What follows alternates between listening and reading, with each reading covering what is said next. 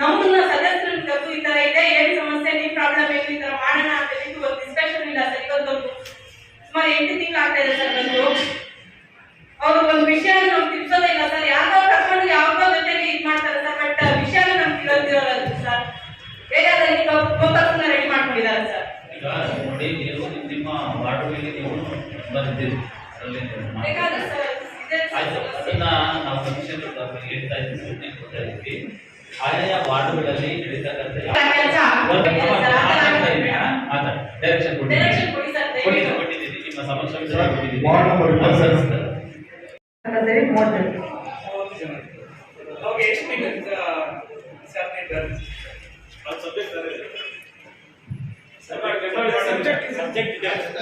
ಈಗ last time tender ಆಗಿರ್ಲಿಲ್ಲ, ಸುಮಾರು ಒಂದು 10 ವರ್ಷದಿಂದ ಟೆಂಡರ್ ಆಗಿರ್ಲಿಲ್ಲ. ಸರಿ, ಟೆಂಡರ್ ಅನ್ನ ಈ ಸರಿ ನಾವು ತಗೊಂಡು ಹೊಸ ಟೆಂಡರ್ ಮಾಡಿದ್ವಿ. ಮತ್ತೆ ಜಿಲ್ಲಾಧಿಕಾರಿಗಳಿಗೆ ಅನುಮೋದನೆ ಕೊಟ್ಟಿದ್ರೆ ಹೊಸ ಟೆಂಡರ್ ಫ್ಲೋಟ್ ಆಗಿದೆ, ಸರ್ಕಾರ ಸ್ಯಾಲರಿ ಕೊಡ್ತಾ ಇದ್ವಿ.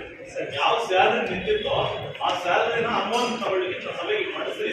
ಅಲ್ಲ, ಮತ್ತೆ ಅವ್ರು ನಮ್ಮ ಪೌರ ಕಾರ್ಮಿಕರಾಗಿದ್ದು ನಮ್ಮ ಸೇವೆ ಮಾಡ್ತಾ ಇದ್ದು, ಇಷ್ಟೆಲ್ಲ ನಗರವನ್ನು ಹಗಲು ದುಡ್ಡು ಸ್ವಚ್ಛ ಮಾಡ್ತಾ ಇದ್ದು, ಕಟ್ಟೋ ತರ ಮಂಜೂರಾತಿ ತಗೊಂಡು ಅವ್ರ ಸಂಬಳ ಕೊಟ್ಬಿಟ್ರೆ ಅವ್ರ ಜೀವನ ಏನ್ ನಡೆಸೋದು?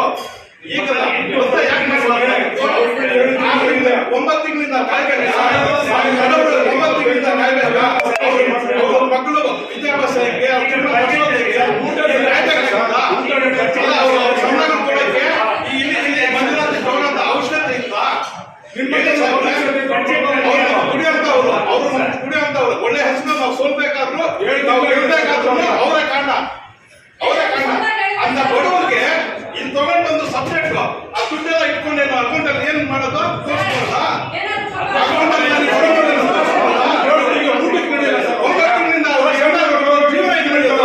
ಅಧ್ಯಕ್ಷ ಇಲ್ಲ ಅಂದ್ರೆ ಜೀವನ ಹೆಂಗ್ ನಡೆಯೋದು? ಅವರು ಕ್ಲೀನ್ ಮಾಡ್ತೀರಾ, ಹೊಡಿಬೇಕೀರಾ, ಯಾರು ಮಾಡ್ತೀರಾ? ಮಾಡೋದಿಲ್ಲ. ನೀವೆಲ್ಲ ಮಾಡ್ಬೇಕಾಗಿರೋದು ಅವರೇ ಪಾಪ. ಅಂತ ಹೇಳ್ತಾರೆ. ನಾನು ಮೊದಲೇ ಮಾಡ್ಬೋದಾಗಿತ್ತಲ್ಲ,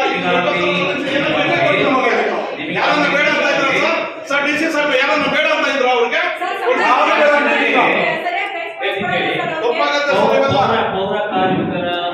ಡೈವರ್ಟ್ ಮಾಡುವಂತದ್ದು ಸಬ್ಜೆಕ್ಟ್ ಇರ್ಬಾರ್ದು ಸರ್. ಪೌರ ಕಾರ್ಮಿಕರ ವಿಷಯದಲ್ಲಿ ಯಾವುದೇ ಕಾರಣಕ್ಕೂ ಉದಾಸೀನತೆಯನ್ನು ಬೇಡ, ಬೇಜವಾಬ್ದಾರಿತನವನ್ನು ಬೇಡ. ಇವತ್ತು ನಮ್ಮ ನಗರಗಳು ಏನಾದ್ರೂ ಇರ್ಬೇಕು ಅನ್ನೋದಾದ್ರೆ ಅವರೇ ಮಾಡ್ತಾ ಇರ್ತಕ್ಕಂಥದ್ದು.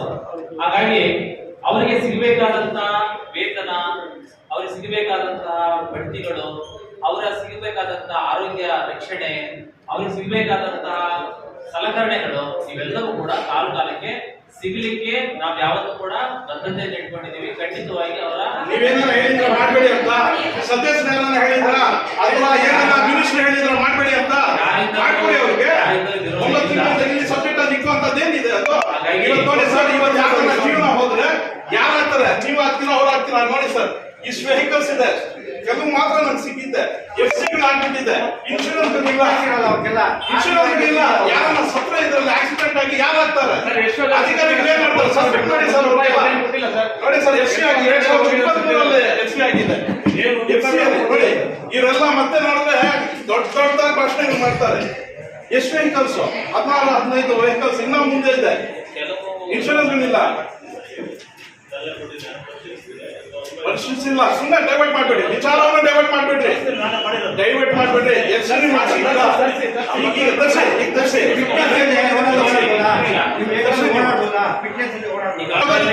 ನಾಳೆ ಒಂದು ಸತ್ರೆ ಯಾರನ್ನ ಜವಾಬ್ದಾರಿ ತಗೊಳ್ತೀರಾ?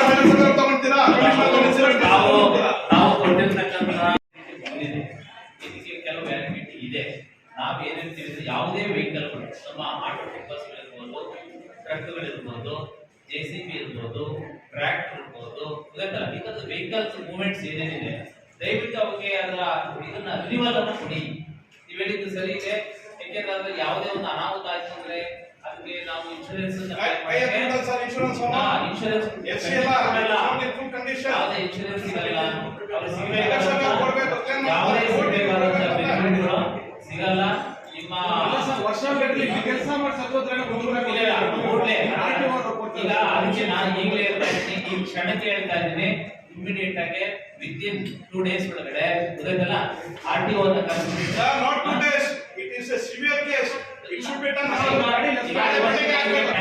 ಅಲ್ಲ ಸರ್, without FC ಹೇಗೆ ನಡೆಯುತ್ತೆ ಗಾಡಿ? ಅಷ್ಟು ಅವ್ರು ಕೊಡ್ಬೇಕು. ಸರ್, ನೀವು ಕಾನೂನು ಮಾಡುವಂತವ್ರು, ಕಾನೂನು ಪಾಲನೆ ಅವ್ರಿಗೆ ತಿಂಗಳು ಬೇಡ ಸರ್. ಈವನ್ 1 ಇಂಚ್ ಏನನ್ನ ಓಡಾಡಿ ಏನನ್ನ ಅನಾಹುತ ಆದ್ರೆ ಅವ್ರ ಜವಾಬ್ದಾರಿ ತಗೊಳಲ್ಲ. ನಮ್ಮ ವೆಹಿಕಲ್ಸ್ ನಾವು ನಮ್ಮ ಮೇಲೆ ಆಗಿದೆ. ಆಗವರೆಗೂ ಆ ಗಾಡಿಗಳು ನಿಲ್ಸ್ಬೇಡಿ ಸರ್. ನಾಳೆ ಮುಗಿಸಿದ್ರೆ ಗಾಡಿ ನಿಲ್ಸಕ್ಕೆ ಈಗ ಮಾಡಿಸಿದಾರಲ್ಲ ಸರ್, ಅದು ತರಿಸಿ ಸರ್. ಎಷ್ಟು ವೆಹಿಕಲ್ ಸರ್? ಸರ್ K670985 ನಿಮ್ದೇನಾ ವೆಹಿಕಲ್? FC ಆಗಿದ್ಯಾ? FC ಆಗಿದ್ಯಾ? K670985 ಆಗಿದ್ಯಾ? K671127 FC ಆಗಿದ್ಯಾ? ಯಾವ್ಯಾವ್ದು ಆಗಿಲ್ಲ ಆಗಿಲ್ಲ ಮಾಡಿಸಿ ಇಮಿಡಿಯೇಟ್ ಅಲ್ಲ K67 ಇಲ್ಲ, ತಪ್ಪು ಮಾಹಿತಿ ಕೊಡಬಾರ್ದು. ಸರಿಯಾಗಿ ತಪ್ಪು ಮಾಹಿತಿ ಕೊಡಬಾರ್ದು. ನಾವೇನು ಖರ್ಚು ಮಾಡಿ ಬಡವರಿಗೆ ಕೊಡಿ. ಇದು ಏನ್ ಗೊತ್ತಾ 7ನೇ ಇದಾಗಿದೆ. ನಗರದಲ್ಲಿ ಹೊಸದಾಗಿ ನಿರ್ಮಾಣ ಮಾಡುವ ಕಟ್ಟಡಗಳಿಗೆ ಪರವಾನಗಿಯನ್ನು ಸಾರ್ವಜನಿಕರು ಪಡೆಯಬೇಕಾದ ಕಟ್ಟಡ ಪರವಾನಗಿ ಸರ್. ನಮ್ಮೂರಲ್ಲಿ ಇದುವರೆಗೂ ಒಂದು ಬಿಲ್ಡಿಂಗ್ ಲೈಸೆನ್ಸ್ ಕೊಡ್ತಾ ಇಲ್ಲ. ಒಂದು ಇದರಿಂದ ಆಗ್ತಾ ಇರೋ ಅನಾನುಕೂಲಗಳು ಏನಂದ್ರೆ ಸರ್, ರೆವಿನ್ಯೂ ಕಲೆಕ್ಟ್ ಆಗ್ತಾ ಇಲ್ಲ, ಒಂದು ವಿಚಾರ. ಎರಡನೇದು ಸರ್, ಯಥೇಚ್ಛವಾಗಿ ಅಡ್ಡಾದಿದ್ದಿ ಎಕ್ಸಾಂಪಲ್ ಏನಂದ್ರೆ ಕನ್ಸರ್ವೆನ್ಸಿ ಬಿಟ್ಕೊಳ್ಳಲ್ಲ, ಸೆಟ್ ಬ್ಯಾಕ್ ಬಿಡಲ್ಲ. ಒಬ್ಬ ಏನ್ ಮಾಡ್ತಾನೆ ಅಂದ್ರೆ ವಾಸ್ತು ಪ್ರಕಾರ 40 ಅಡಿ ಅಂತ ಕ್ರಾಸ್ ಇರುತ್ತೆ ಸೈಡ್, ರೋಡ್ 1 ಅಡಿ ಬರ್ತಾನೆ, ಅವನ್ನ ನೋಡ್ಕೊಂಡು ಇನ್ನೊಬ್ಬ 1 ಅಡಿ ಬರ್ತಾನೆ. ಲಾಸ್ಟ್ಗೆ 15 ಅಡಿ 16 ಅಡಿ ರೋಡ್ ಆಗ್ಬಿಟ್ಟಿದೆ ಸರ್. ಇಲ್ಲ ಈಗ ಹೊಸದಾಗಿ ಡೆವಲಪ್ ಆಗ್ತಾ ಇದ್ದೋ ಎಲ್ಲೆಲ್ಲಿ ರಸ್ತೆಗಳು ಆಗಿಲ್ವೋ ಇದೆಲ್ಲ ಇದೇ ಪ್ರಾಬ್ಲಮ್. ಈಗ ನೀವು ನೋಡಿದ್ರೆ ಸರ್, ಚಿಂತಾಮಣಿ ಈಗ ಬೆಟ್ಟದ ಕಡೆ ನ್ಯೂ ಪಬ್ಲಿಕ್ ಆ ಕಡೆ ಬೇಕಾದ್ರೆ ಹೋಗಿ ನೋಡಿ ಸರ್, 20 ಅಡಿ ರೋಡ್ ಎಲ್ಲ 16 ಅಡಿ 15 ಅಡಿ ಆಗ್ಬಿಟ್ಟಿದೆ. ಒಂದು ನಮ್ಗೆ ರೆವಿನ್ಯೂ ಬರ್ತಾ ಇಲ್ಲ. ಸರಿ, ಹೆಂಗಂದ್ರೆ ಈಗ ಪರ್ಮಿಷನ್ ಕೊಟ್ಟಿಲ್ಲ ಅಂತ ಅವ್ರ ಮನೆ ಕಟ್ಟಿರೋದು ಇಲ್ಲ.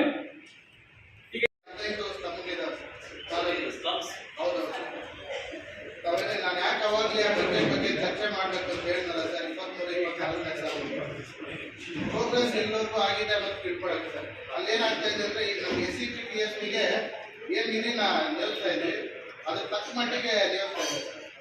ಅದು ಉಪಯೋಗಕ್ಕೂ ಬರ್ತಾ ಇಲ್ಲ.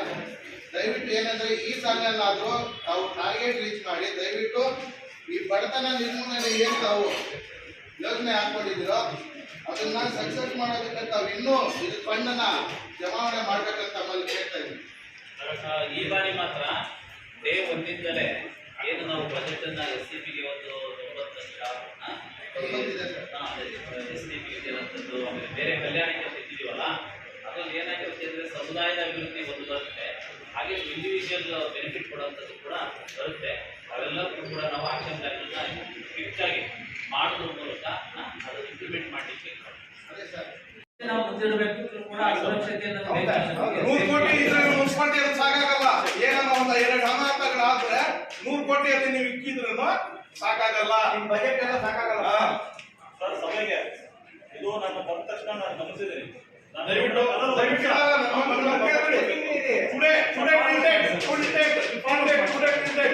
ನೀವು ಮಾಡಿಸಿದ್ದೀರಾ ಅಂತ ಅಷ್ಟೇ ನನ್ನ ಪ್ರಶ್ನೆ. ಮಾಡಿಸಿದ್ರು ಕೆಲವು ವೆಹಿಕಲ್ಸ್ ನಾನು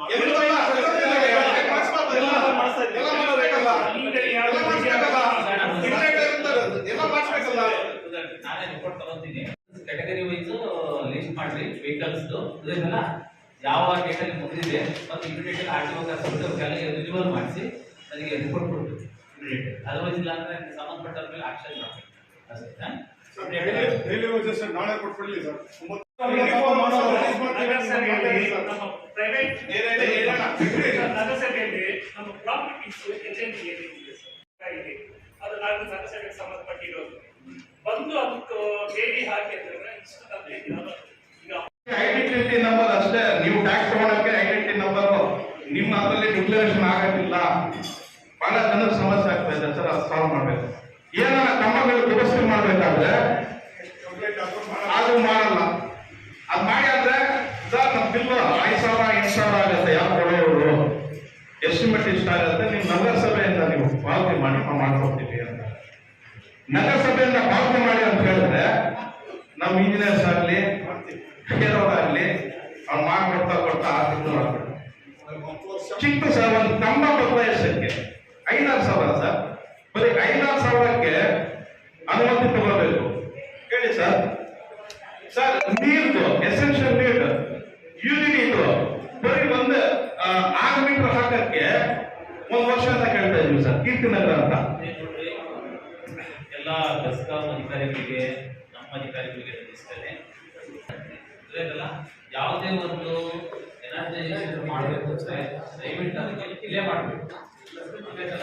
ಇಮಿಡಿಯೇಟ್ ಆಗಿ ಮಾಡಿ, ಕಾಯಿಸಬಾರ್ದು. ನೋಡಿ, ಒಂದು 6 ಮೀಟರ್ ವೈರ್ ಹಾಕಿಬಿಟ್ಟು ಅದಕ್ಕೆ ಕನೆಕ್ಷನ್ ಕೊಡ್ಲಿಕ್ಕೆ ನಾವು 6 ಮೀಟರ್ ಡೈಲಿ ತಗೊಳ್ತಾರೆ. ಹೆಂಗೆ ಯಾವುದೇ ಕಾರಣಕ್ಕೂ ಹೇಳ್ತಾ ಇದ್ದೀನಿ, ಕೇಳಿಸ್ಕೊಳ್ಳಿ. ನಾನೀಗ ಆಡಳಿತಾಧಿಕಾರಿಯಾಗಿ ಹೇಳ್ತಾ ಇಲ್ಲ, ನಿಮಗೆ ಜಿಲ್ಲಾಧಿಕಾರಿಯಾಗಿ ಹೇಳ್ತಾ ಇದ್ದೀನಿ.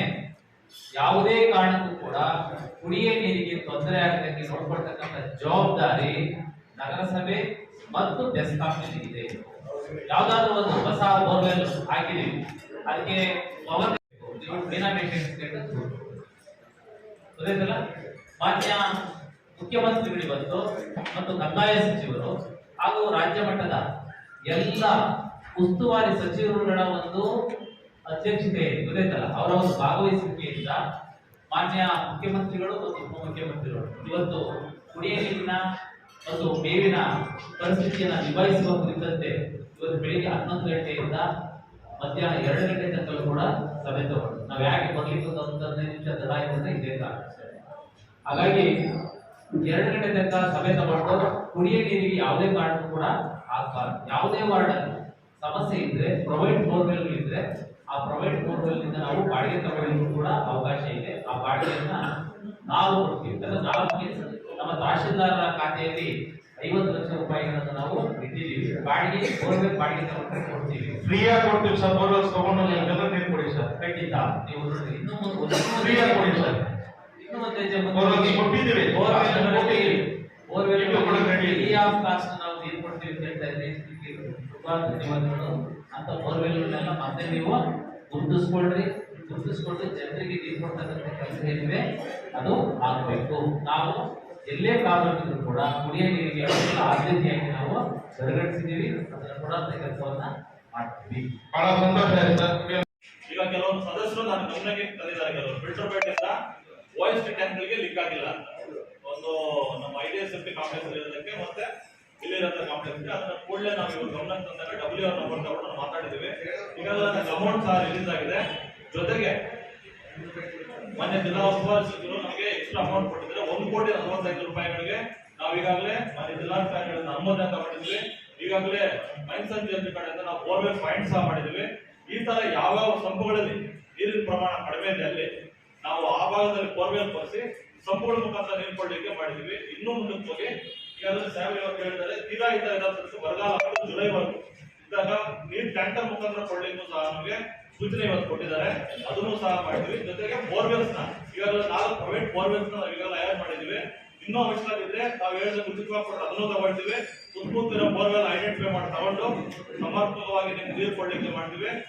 ಎಲ್ಲೆಲ್ಲಿ ಮಿಸ್ಸಿಂಗ್ ಲೈನ್ಸ್ ಆಗಿತ್ತು ಅದನ್ನೆಲ್ಲ ಜೋಡಣೆ ಮಾಡ್ಲಿಕ್ಕೆ ಈಗಾಗಲೇ ಅವರು ಕಾರ್ಯೋನ್ಮುಖರಾಗಿದ್ದಾರೆ. ನೀರು ಕೊಡ್ತೀರಾ ಯೋಚನೆ ಮಾಡಿ ಹೇಳಿ ಸರ್. ಯಾಕಂದ್ರೆ ಹೇಳಿ ಇವರೆಲ್ಲ ಮಾತು ತಪ್ಪಿದ್ದಾರೆ. ಆ ಮಾತಿನಲ್ಲಿ ನಡ್ಕೊಳ್ಳೋಂಥವರೆಲ್ಲ ಇವರು ಬರೀ ಬಾಯಿ ಚಪ್ಪಡಿಗೆ ಏನೋ ಹೇಳ್ಬಿಡ್ತಾರೆ ಅಷ್ಟೇ. ದಯವಿಟ್ಟು ಇದು ಸೀರಿಯಸ್. ಈ ಸೀರಿಯಸ್ ವಿಚಾರ ನಮ್ಗೆ ಸಂಬಂಧ ಬರ್ತಾ ಇರೋದ್ರಿಂದ ಅವ್ರು ಉತ್ತರ ಕೊಡಿ ಸರ್. ನಗರ ನೀರು ಸರಬರಾಜು ಅವ್ರು ಮಾತಾಡ್ತಾರೆ. ದಯವಿಟ್ಟು ಮೈಕ್ ತಗೊಂಡು ಹೇಳಿ, ಲಿಂಕ್ ಮಾಡ್ತಾ ಇದ್ವಿ, ಮುಂದೆ ನೀವು ಕೊಡ್ತೀವಿ ಅಂತ ಹೇಳಿ. ಸುಮ್ಮನೆ ತಗ್ಬಿಟ್ಟೆ ಅರ್ಥ ಬೇರೆ ಹೋಗುತ್ತೆ ಸರ್. ದಯವಿಟ್ಟು ಅರ್ಥ ಬೇರೆ ಮಾಡ್ಲಿಕ್ಕೆ ಸಿಬ್ಬಂದಿ ಕೊಡ್ತಾ ಇತ್ತು. ಹಾಗಾಗಿ ಮಾನ್ಯ ಜಿಲ್ಲಾಧಿಕಾರಿಗಳ ರಿಕ್ವೆಸ್ಟ್ ಮಾಡ್ಕೊಂಡಾಗ ನಮ್ಗೊಂದು ಚಿಕ್ಕಬಳ್ಳಾಪುರದಿಂದ ಕೊಟ್ಟಿದ್ದಾರೆ. ನಾವು ಅದನ್ನು ಉಪಯೋಗಿಸ್ಕೊಂಡು ಈಗಾಗಲೇ ನಾವು ಬೋರ್ವೆಲ್ಸ್ ಹೊಸ ಹೊರಟಿದ್ದೀವಿ. ಎಲ್ಲೆಲ್ಲಿ ಲಿಂಕ್ಸ್ ಇಲ್ಲ ಮೊನ್ನೆ ನಮ್ಮ ಸದಸ್ಯ ನಟರಾಜ್ ಅವರು ಸಹ ನಾನು ಗಮನಕ್ಕೆ ತಂದಾಗ ನಾನು ಇಮಿಡಿಯೇಟ್ ಆಗಿ ಅವ್ರ ಗಮನಕ್ಕೆ ತಂದು ಮಾಡ್ತಾ ಇದೀವಿ. ಯಾವುದೇ ಕಾರಣಕ್ಕೂ ಕನಿಷ್ಠ 3 ರಿಂದ 4 ದಿನ ಸ್ಟೋರೇಜ್ ಕೆಪಾಸಿಟಿ ಎಲ್ಲೆಲ್ಲಿಲ್ಲ ಕಾಲೋನಿಗಳಲ್ಲಿ ಅಂತ ಕಡೆ ನೀರು ಕೊಡ್ಲಿಕ್ಕೆ ನಾವು ವ್ಯವಸ್ಥೆ ಮಾಡ್ತೀವಿ. ಸ್ಟೋರೇಜ್ ಕೆಪಾಸಿಟಿ ಎಲ್ಲೆಲ್ಲಿ ಲೇಔಟ್ಸ್ ಅಲ್ಲಿ ಇದಾವಲ್ಲಿ ಅವ್ರ ಅವೈಲಬಿಲಿಟಿ ನೋಡ್ಕೊಂಡು ನೀರು ಕೊಡ್ತೀವಿ. ಒಟ್ಟಾರೆಯಾಗಿ ಯಾವುದೋ ನೀರಿನ ಅಂತ ಪರಿಸ್ಥಿತಿ ನಗರದಲ್ಲಿ ನಿರ್ಮಾಣ ಆಗೋದಿಲ್ಲ. ನೀರು ಕೊಡ್ತೀವಿ. 3-4 ತಿಂಗಳ ಒಳಗಡೆ ಎಲ್ಲ ಟೇಕ್ ಹೋಗ್ಬೋದು ಸರ್. ಏನು ಅಲ್ಲಿ ಡ್ಯಾಮೇಜಸ್ ಏನೇನಾಗಿದೆ ಸ್ಪೀಡ್ ಇದೆಲ್ಲ ಯಾಕೆ ಮಾಡ್ಸ್ಕೋಬೋದು ಸರ್?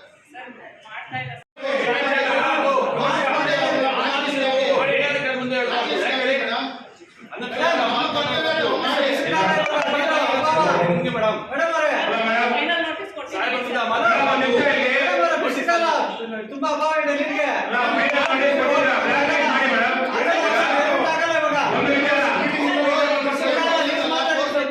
ದಯವಿಟ್ಟು ಬ್ಲಾಕ್ ಲಿಸ್ಟ್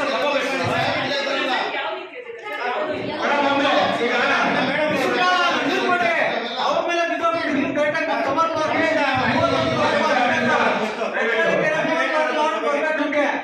ಯಾಕಂದ್ರೆ ಈ ದುಡ್ಡು ನಮ್ದು 50 ಫೈನಾನ್ಸ್ ತಗೊಂಡಿರುವಂತದ್ದು ನಾಶ ಆಗ್ತಾ ಇದೆ ಅಂದ್ರೆ ನಾವು ನೋಡ್ಕೊಂಡಿರೋದಲ್ಲ.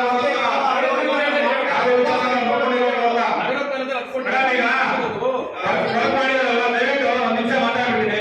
ವರ್ಕ್ ಮಾಡಿದಾರಲ್ವಾ, ಈಗ ಎಲ್ಲಿ ವೆಂಕಟೇಶ್ವರ ಕಾಲೇಜ್ ಅಂತ ಮಾಡಿದಾರಲ್ವಾ, ಪ್ಲಸ್ NNT ಮಾಡಿದಾರಲ್ವಾ, ಇನ್ಸ್ಟಾಲೇಷನ್ ಮಾಡ್ಬೇಕಲ್ವಾ, ಅವರೇ ಮಾಡಿರಲ್ಲ, ಬಿಲ್ಲಿಂಗ್ ಮಾಡಿದ್ರೆ ನೀವು ಮಾಡಿದಿರಲ್ವಾ, ಎಷ್ಟು ಪೆಂಡಿಂಗ್ ಇದೆ?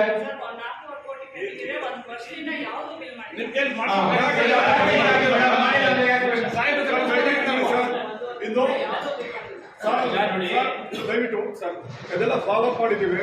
2 ವರ್ಷದಿಂದ ಅಮೌಂಟ್ ಇದೆ ಸರ್, ಅದರಲ್ಲಿ 2 ಕೋಟಿ 3 ಕೋಟಿ ಎಸ್ಟಿಮೇಟ್ ಆಗಿದೆಯಾ, ಫಾಲೋ ಅಪ್ ಮಾಡಿಲ್ಲ. ಎಸ್ಟಿಮೇಟ್ ಇಲ್ಲ ನಾವು ನೋಡಿದ್ವಿ.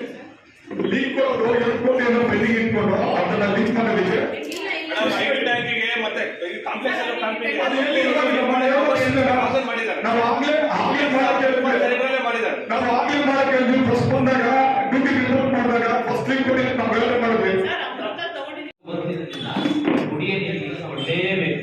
ನಮ್ಮ ಮುಂದಿನ 3 ತಿಂಗಳು ಏನಿದೆ, ಮಾರ್ಚ್, ಏಪ್ರಿಲ್, ಮೇ ಮತ್ತು ಜೂನ್ ಎಂಡ್ ತನಕ ಕೂಡ ನಮ್ಮ ಪೂರ್ವ ಮುಂಗಾರು ಮಳೆ ನಮ್ಮ ಜಿಲ್ಲೆಗೆ ಕಾಲದ ನಮಗೆ ಸ್ಟಾರ್ಟ್ ಆಗದೆ ಜುಲೈಯಿಂದ. ಹಾಗಾಗಿ ಈ ಮುಂದಿನ 4 ತಿಂಗಳ ಕ್ರೂಷಿಯಲ್ ಪೀರಿಯಡ್ ಇದೆ. ಹಾಗಾಗಿ ನೀವು ಏನಿದು ಬಿಸಿಲಿಂಗ್ ಅಂತ ಅಂದ್ಕೊಳ್ಳೋದು, ಆಮೇಲೆ ಈಗ ಕೆಲವು ನಮ್ಮ ನಗರಸಭಾ ಸದಸ್ಯರು ಹೇಳಿದ್ರು, ಎಲ್ಲ ರೋಡನ್ನ ಟಿಂಕ್ ಮಾಡಿ ಪೈಪ್ ಲೈನ್ ಎಲ್ಲ ನಾವು ಓಪನ್ ಮಾಡಿ ಇಟ್ಬಿಟ್ಟಿದ್ವಿ. ಇದರಿಂದ ಕೂಡ ಏನಾಗಿದೆ, ಅಬ್ಸ್ಟ್ರಕ್ಷನ್ ಆಗಿದೆ. ಎಲ್ಲಿ ಪೈಪ್ ಲೈನ್ಗೆ ವಾಟರ್ ಸೋರ್ಸ್ ಹೋಗ್ಬೇಕಾಗಿತ್ತು ಅದು ಕೂಡ ಹೋಗ್ತಾ ಇಲ್ಲ, ಕಟ್ ಆಫ್ ಆಗಿದೆ. ಹಾಗಾಗಿ ಯಾರು ಕಾಂಟ್ರಾಕ್ಟ್ ಇದ್ದಾನೆ ಅವನಿಗೆ ಲಾಸ್ಟ್ ಕಾಲ್ ಅಂತ ಹೇಳಿ ಮಾಡ್ಬಿಟ್ಟು ಬಂದು ಮಾಡಬೇಕು. ಬರಲಿಲ್ಲ ಅಂತ ಅವ್ರ ಮೇಲೆ ಲೀಗಲ್ ಆಕ್ಷನ್ ಏನಿದೆ ಅದನ್ನು ತಗೊಳ್ಬೇಕು. ನೀವು ತಗೊಂಡು ಫರ್ದರ್ ಬೇರೆ ಯಾರಿಗೆ ಕೊಟ್ಟು ಮಾಡ್ಸೋದಿದ್ರೆ ಅದೆಲ್ಲದೂ ಕೂಡ ಮಾಡಬೇಕು. ಇದು ಒಂದೇ 1 ಇಯರ್ ಇಂದ ಏನು ಕ್ರಮ ತಗೊಂಡಿಲ್ಲ ಸರ್, ತಗೊಂಡಿಲ್ಲ. ಯಾಕೆಂದ್ರೆ ಜನರಲ್ಲಿ ಒಂದು ಗೊಂದಲ ಇದೆ, ಅದು ನೀರು ಸ್ವಲ್ಪ ಬರ್ತಾ ಇದೆ, ಮಳೆ ಬರ್ತಾ ಇದೆ, ಮತ್ತೆ ಮೇಡಮ್ ವಾಟರ್ ಟೆಸ್ಟ್ ಮಾಡಿದ್ದೀವಿ.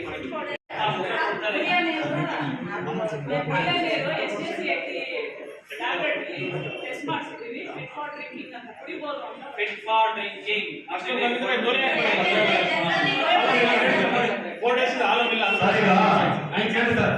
ಈಗ ನೀವು ಹೇಳ್ತಿದ್ದೆ ನೊರೆ ಇದೆ, ಪಾಚಿಕೆ ಇದೆ. ಏನಾಗಿದೆ ಅಂದ್ರೆ ಸುಮಾರು 10 ವರ್ಷಗಳ ಕಾಲದಿಂದ ನೀರನ್ನ ಬಳಸಿಲ್ಲ.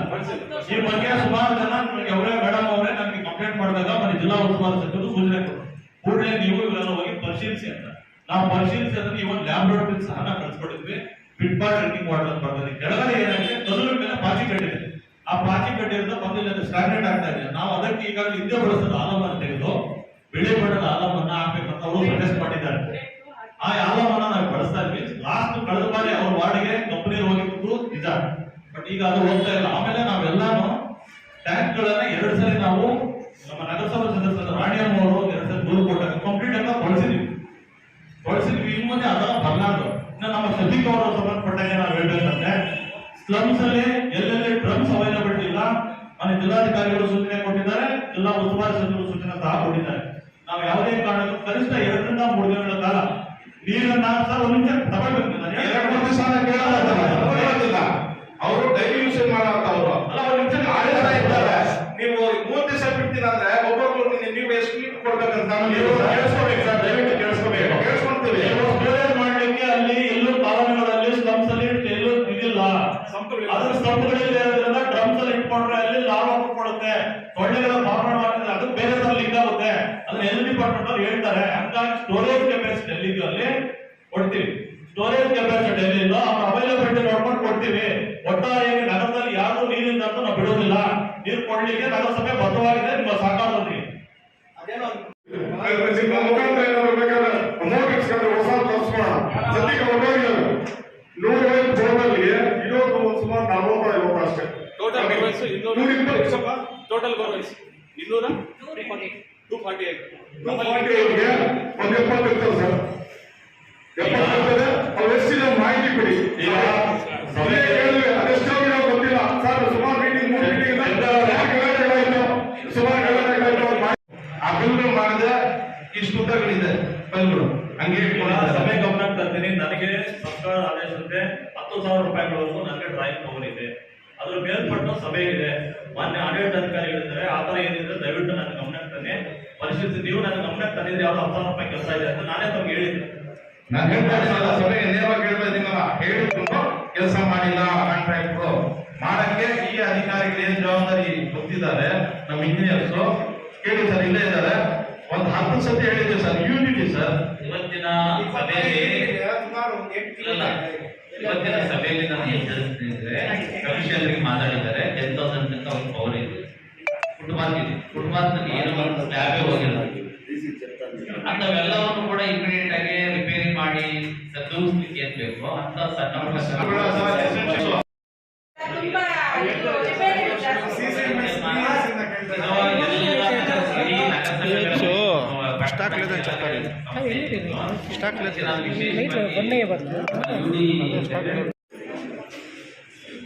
ಕೃಷ್ಣಣ್ಣ ಸ್ವಲ್ಪ ಹಿಂದೆ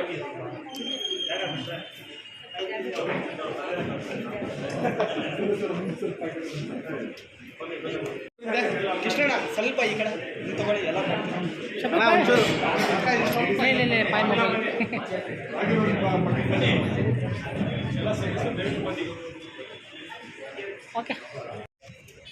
ಇದೇ